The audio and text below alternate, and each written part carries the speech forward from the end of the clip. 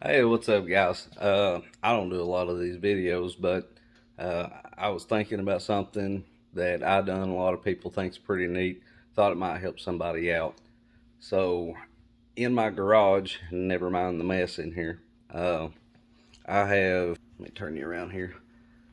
I have put a string from the garage rail. Just drilled a hole, tied a knot, went over to a stud, and put a knot around a drywall screw. And I've got some rods up here. Done the same thing on this side. Just drilled a hole in this rail, went over to the wall, put a knot around a drywall screw and screwed it in the wall. Uh, I'm only 5'8", so I really have to get up on a step ladder to sufficiently reach them. Like I said, never mind the mess. But right now my rods are sitting right here. Some of the older ones, less expensive ones are back in there. I do have some wrapped up here that I just got home from a Toyota Series uh, tournament, so I just kind of set them here out of the way for now. But most of the time I put them up here, keeps them up out of the way. My kids are a little older now; they're 5 and 8, so they know not to touch my rods. But that was a good way for me to keep them up out of the way. I usually keep them up there anyway. They won't sit here for too many days before I put them up there, just so that people won't bump into them, the kids, whatever, and mess some eyes up. Uh, Another little tip I'll share with you, I was just thinking about. A lot of people ask me what these are on my rods whenever they see me, and I go fish with people. These are basically just huge twist ties that I bought, and these rods will actually stand up on their own. Here, I'll show you. I bought these two for $5 from Harbor Freight. Uh, Most of the time, these rods will sit straight up by themselves. I don't have them exactly level. I usually stand them up, do the top part first, and they'll stand up on their own for me to do the bottom part. They're not wanting to stand up right now, so it's not, you know, every time I don't get them together right, but most of the time they stand up by themselves. Um, just a few things I've got here. I do try to label most of my boxes. They may be turned around. Um, I've got hooks in one, spoons and stuff in other ones. Got a spinnerbait box. I've got a to-go bag here. I've also got a really nice Pisca Fun backpack that my wife bought me.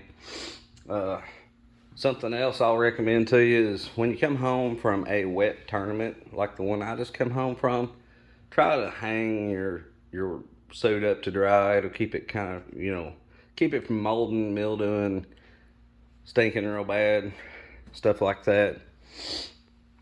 Like I said, I've got tons of just extra stuff in boxes up here. I've got real oil, beads, supplies. I mean, old shoe boxes work just fine for stuff like that. Put them up on a shelf, keeps them out of the way. Got a retired Plano over and under. That was my first tackle box. Good size one anyway. I used to pack that thing for miles doing creek fishing, uh, ponds, everywhere.